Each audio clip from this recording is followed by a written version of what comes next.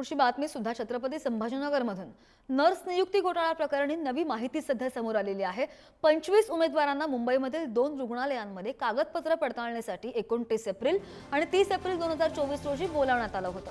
वैद्यकीय शिक्षण आणि संशोधन विभागाचं हे पत्र असून त्यामध्ये हे उमेदवार गुणवत्ता यादीमध्ये पात्र असल्याचा उल्लेख सुद्धा आहे आणि हे उमेदवार पात्र असतील तर मग त्यांच्या नावापुढे मेरिटच्या नंबरचा उल्लेख का नाहीये असा सवाल आहे। कागदपत्र पडताळणीची तारीख चक्क पेराने लिहिलेली आहे आणि काही उमेदवार राज्यामध्ये रुजू झालेले असल्याचं सांगण्यात सुद्धा येत आहे। याचाच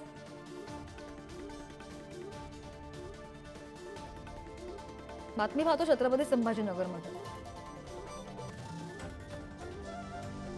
स्टाफ नर्स भरतीमधील एक अपात्र उमेदवार बनावट नियुक्तीपत्र घेऊन आल्यानंतर स्टाफ नर्स भरती घोटाळा समोर आला होता। छत्रपती संभाजीनगरमधील शासकीय वैद्यकीय रुग्णालयामधील हा सर्व धक्कादायक प्रकार होता। त्यानंतर आता एक 25 जणांची संशयास्पद यादी समोर आलेली आहे।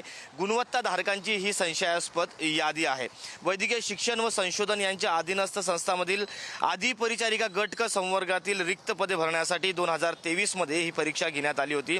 परीक्षेनंतर 2024 मध्ये गुणवत्ताधारकांची एक 25 जणांची यादी जी संशयास्पद होती ती आढळलेली आहे।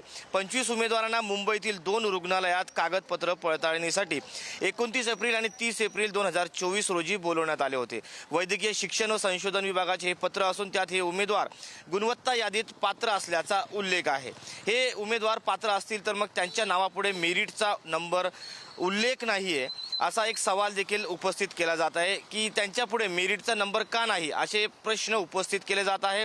तर कागदपत्र पडताळणीची तारीख चक्क पेनने लिहिलेली आहे। तर काही उमेदवार राज्यात रुजू झाले असल्याचे देखील सांगण्यात आलेले आहे।